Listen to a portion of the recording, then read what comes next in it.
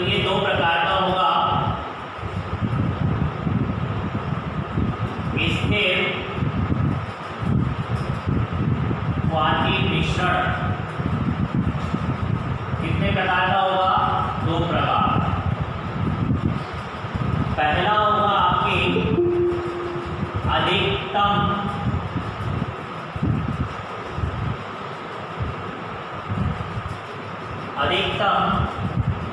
वाष्पदाबी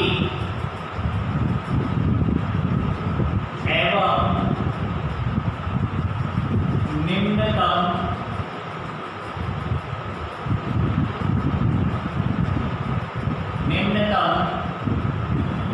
क्वथनांकी variant. अब ध्यान से समझना, यहाँ पर इसको समझने के लिए आपको जो कल आप बात कर रहे थे क्वथनांक के बारे में, उसको समझना होगा। क्वथनांक क्या होता है? क्वथनांक का मतलब ये होता है कि भाई जैसे आपने एक बीकर लिया, इस बीकर के अंदर आपने किसी द्रव को लिया, द्रव को लेकर के आप इसे हीट दे रहे हो। हीट देने पर यहाँ का टेम्परेचर बढ़ेगा, यहाँ का टेम्परेचर क्या होगा? बढ़ेगा। टेम्परेचर बढ़ने से यहाँ से वाष्प बनेगी इसकी, ठीक है, और ये वाष्प कहाँ जाएगी? वायुमंडल में। कहाँ जाएगी ये? वायुमंडल में।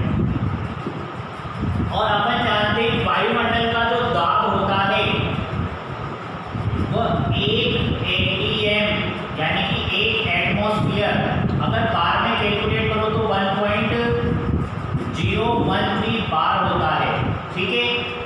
तो वायुमंडल का दाब कितना है? 1 atm। जब ये वाष्प बनेगी तो यहाँ से वाष्प के द्वारा क्या होने लग जाएगा? कुछ ना कुछ वायुमंडल और वाष्प के बीच में क्या होगा? एक दूसरे को एडजस्ट करने का प्रोसेस होगा। तो यहाँ पर जैसे जैसे आप हीट को बढ़ाते जाओगे तो ये टेम्परेचर बढ़ता जाएगा, और एक ऐसा समय आएगा जब इस द्रव के वाष्प के द्वारा लगाया गया दाब वायुमंडल के दाब के बराबर हो जाएगा। आएगा समझ में? एक ऐसा समय आएगा जब इस द्रव के वाष्प के द्वारा लगाया गया दाब इस वायुमंडल के दाब के बराबर हो जाएगा। तो उस समय पर जो इसका टेम्परेचर होगा, इसका इस द्रव का जो आपने हीट देकर के पहुंचाया है, वही टेम्परेचर क्या कहलाएगा? इसका क्वथनांक कहलाएगा। तो क्या क्या परिभाषा बनी इसकी? द्रव वह ताप जिस पर द्रव का वाष्प दाब वायुमंडलीय दाब के बराबर हो जाता है, वह उस द्रव का क्वथनांक कहलाता है। आई बात समझ में? यानी कि किसी भी द्रव का वाष्प दाब जिस ताप पर वायुमंडलीय दाब के बराबर हो जाता है, वह उस द्रव का क्वथनांक कहलाता है। आई बात समझ में? ठीक है। अब इसमें ध्यान से समझो, आगे एक टॉपिक पे आएगा। अब जैसे अपन ने शुद्ध विलायक ले रखा है, तो इसका वाष्प दाब और वायुमंडलीय दाब यानी कि जब जो क्वथनांक है उसी पर उगलेगा। जैसे सपोज अपन बात करते हैं, यहाँ पर ये जल ले रखा है अपन ने, तो ये कितने डिग्री सेंटीग्रेड पर उगलेगा? 100 डिग्री सेंटीग्रेड ताप पर उगलेगा, ठीक है। जब ये हीट देते देते टेम्परेचर क्या हो जाएगा? जल का 100 डिग्री सेंटीग्रेड, तब ये वाष्प दाब और वायुमंडलीय दाब बराबर हो जाएंगे और जल किस में बदल जाएगा? वाष्प में, यानी क्वथनांक प्राप्त हो जाएगा आपको। अब मैं बात करता हूँ, इसमें मैंने कुछ मात्रा में क्या मिला दिया? अवाष्पशील द्रव। क्या मिला दिया? अवाष्पशील कोई भी पदार्थ मिला दिया। तो अपन ने उस टाइम पढ़ा था कि जैसे ही अवाष्पशील मिलाया कहीं तो वाष्प दाब क्या हो जाएगा? कम हो जाएगा। क्या हो जाएगा? वाष्प दाब कम हो जाएगा, और वाष्प दाब कम होगा तो आपको इस दाब को, इस वाष्प दाब को वायुमंडल के दाब के बराबर लाने के लिए आपको ज़्यादा हीट देनी पड़ेगी। इसका मतलब टेम्परेचर आपको ज़्यादा रखना पड़ेगा। तो यहाँ पर जैसे ही अवाष्पशील मिलाओगे तो टेम्परेचर क्या हो जाएगा? बढ़ जाएगा, यानी कि बॉइलिंग पॉइंट जो आप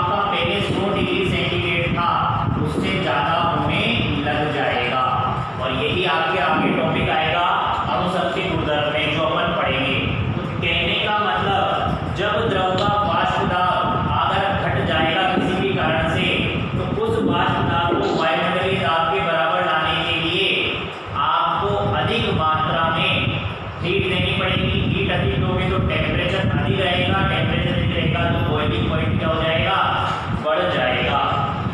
आई बात समझ में? अब यहाँ से इस चीज को समझते हैं अपन, अधिकतम वाष्प दाबी एवं निम्नतम पतनांकी विलयन। तो क्या होते हैं ये वे विलयन जिनके वाष्प दाब राउले के नियम के वाष्प दाब से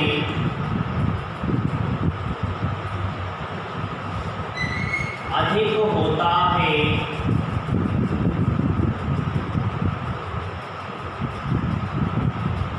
वे अधिक वाष्प दाब के कारण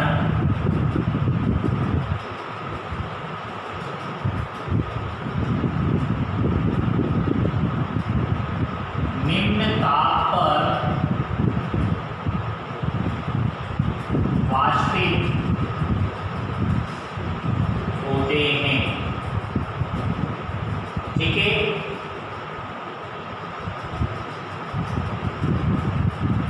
ठीक है। अब समझो इस चीज को दोबारा। अगर किसी विलयन का वाष्प दाब जो ओरिजिनल वाष्प दाब है उससे ज्यादा उठ जाएगा तो पतनांक हमेशा नीचे हो जाएगा। कारण देखना, देखो ध्यान समझो। एक बीकर लिया मैंने, इसमें इस बीकर में मैंने एक द्रव भर दिया। द्रव है आपका A, क्या भर दिया, द्रव A।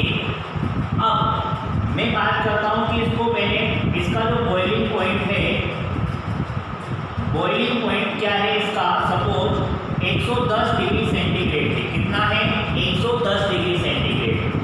इसके द्वारा एक एटीएम तो एटमॉस्फेयर का नीचे की ओर, इसके द्वारा जो वाष्प दाब बन रहा है वो होता है 0.80। कितना, 0.80 एटीएम। तो यानी कि यहाँ से टेम्परेचर देकर के आपको इस वाष्प दाब को कहाँ ले जाना है, यहाँ तक ले जाना है। तो आपको अंतर कितना कवर करना है, 0.20 का। ठीक है, तो आप हीट देकर के इसका टेम्परेचर बढ़ाओगे और टेम्परेचर बढ़ाने के बाद बॉइलिंग पॉइंट आ गया आपके पास 110 डिग्री, यानी कि जिस टेम्परेचर पर ये दोनों वाष्प दाब और वायुमंडलीय दाब बराबर हो गए। ठीक है, लेकिन मैं बात करता हूँ इसी विलयन की,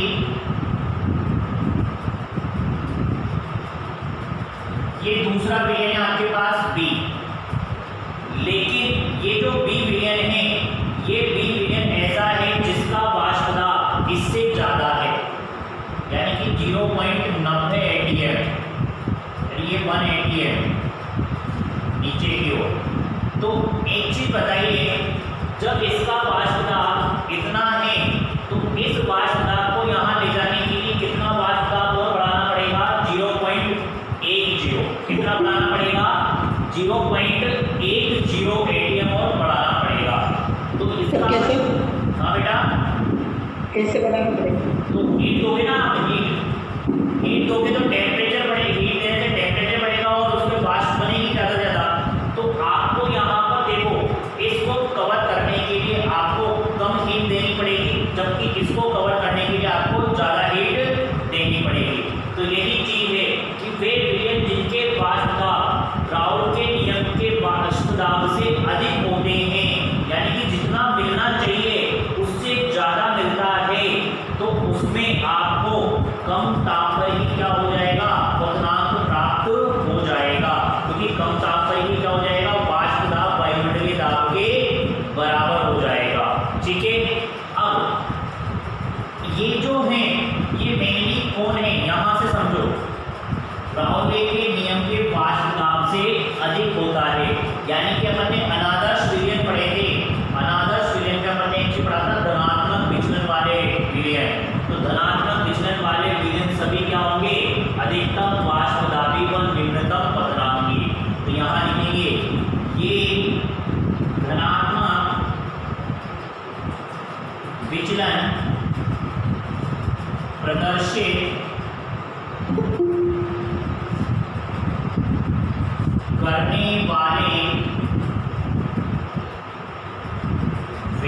अवयव होते हैं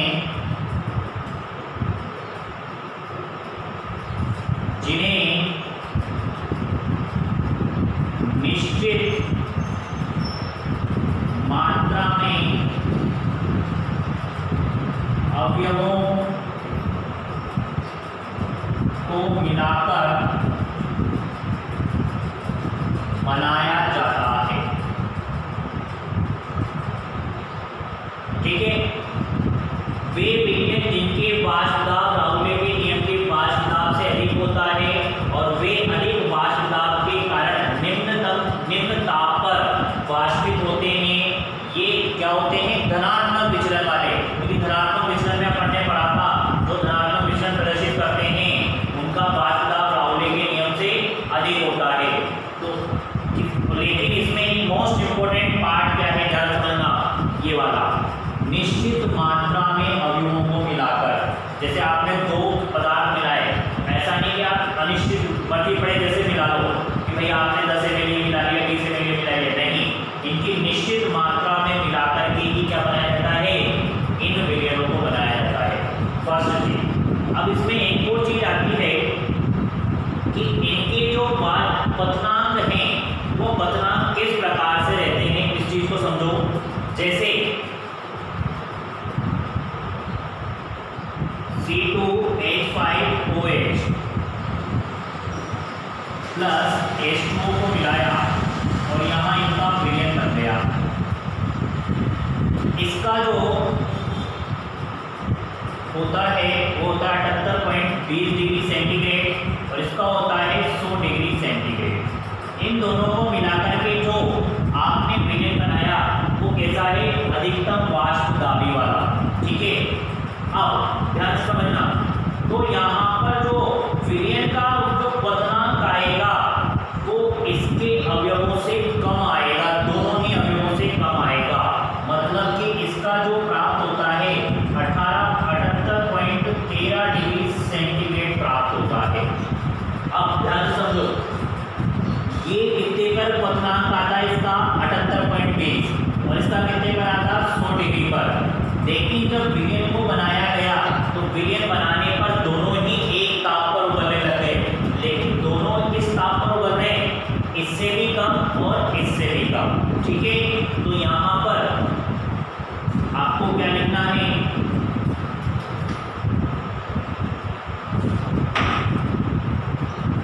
विलयन का पतनांक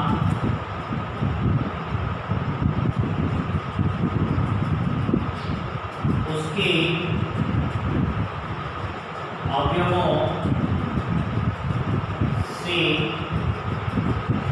कम प्राप्त होता है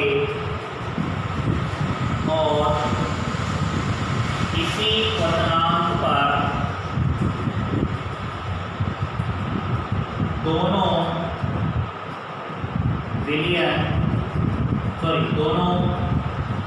इसी पतनांक पर विलयन के अवयव एक साथ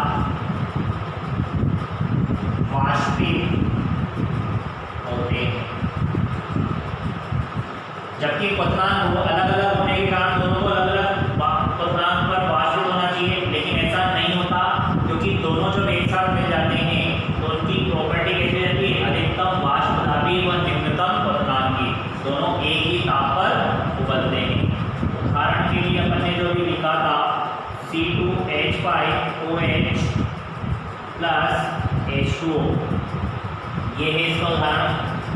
आप और उदाहरण लिख सकते हो, जैसे C2H5OH प्लस CHCl3।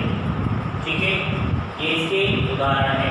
तो इसका मतलब ये है कि वे विलयन जो राउले के नियम के अनुसार अधिक वाष्प दाब रखते हैं, जो राउले के नियम से भी क्या है, अधिक वाष्प दाब वाले, उनका पतनांक क्या हो जाएगा, निम्न हो जाएगा। और उनका पतनांक निम्न हो जाएगा, इससे उसके अवयवों से भी कम हो जाएगा। ठीक है, इसको नोट कर लीजिए।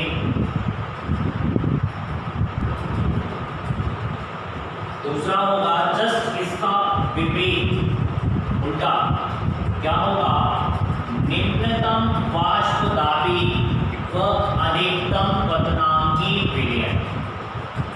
निम्नतम वाष्पदाबी एवं उच्चतम निकलो या अधिकतम निकलो क्वथनांकी विलयन। इसमें साफ यही है कि जब वाष्पदाब विलयन का राउले के नियम से कम हो जाएगा, ऋणात्मक विचलन वाले, तो उस समय आपको क्या करना पड़ेगा, वाष्पदाब को वायुमंडल दाब के बराबर बढ़ाने के लिए आपको ज़्यादा हीट देनी पड़ेगी, यानी कि टेम्परेचर बढ़ाना पड़ेगा। तो वाष्पदाब के कारण क्या हो जाएगा, वहाँ पर कम वाष्पदाब के कारण आपको क्वथनांक को और ऊपर ले जाना पड़ेगा। तो यहाँ पर सब चीज़ क्या हो जाएगी, रिवर्स हो जाएगी उसकी।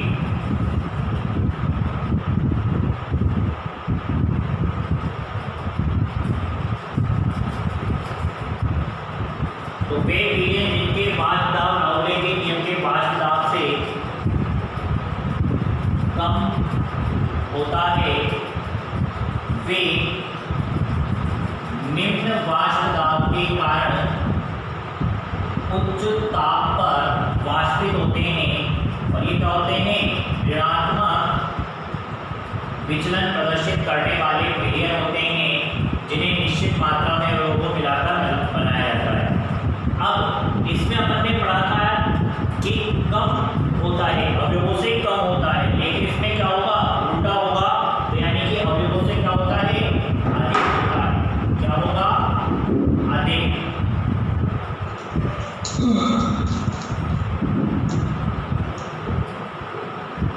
ठीक है, इसके उदाहरण देखिए आप।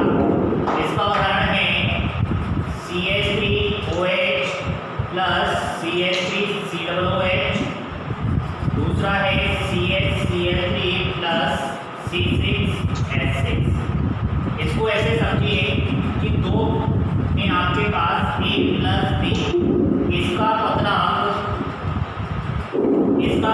आपके पास 100 डिग्री सेंटीग्रेड और इसका क्वथनांक आपके पास 110 डिग्री सेंटीग्रेड।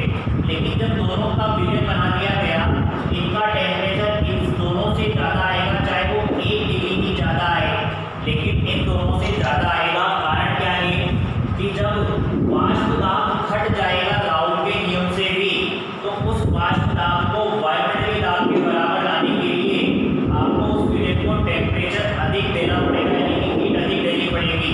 और जब आप हीट अधिक दोगे, ऐसी कंडीशन में क्वथनांक क्या हो जाएगा, बढ़ जाएगा। ठीक है, ये जस्ट पहले वाले का रिवर्स है, इसको भी फटाफट नोट कर लीजिए।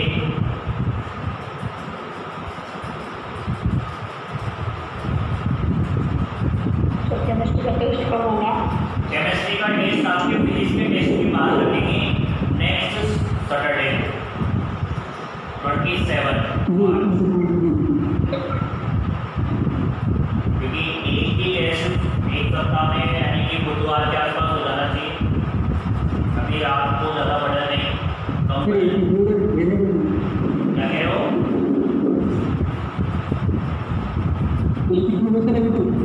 हाँ, फिजिक्स का कौन से चैप्टर? हाँ बेटा, कौन से चैप्टर? सेकेंड चैप्टर में लेंगे।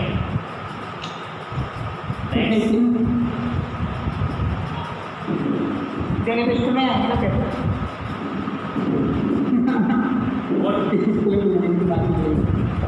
और जो आपका फिजिक्स का टेस्ट होगा ना, वो ऑनलाइन ऐसे होगा कि आपको अपना जो अभी वीडियो कैमरा ऑफ करके रखते हो ना, हाँ, इस वीडियो कैमरे को ऑन करके किसी टेबल पे रखना है और उसके सामने आपको बैठ करके देना है। यहाँ सभी की शक्ल नजर आनी चाहिए। अब मेरी आई थी। अभी देखता हूँ किस किस की आ रही है, किस किस की नहीं आ रही है।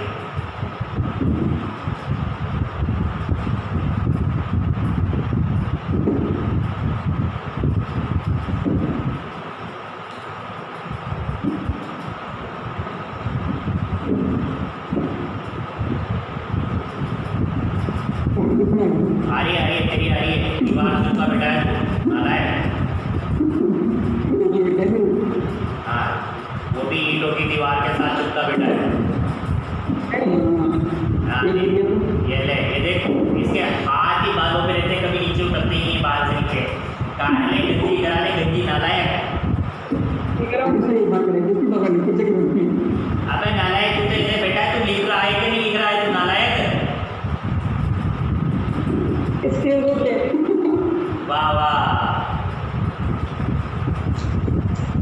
अगले पार्ट में लिखने के लिए अच्छा अच्छा अच्छा, अभी एक छोड़ बहुत अच्छी बात।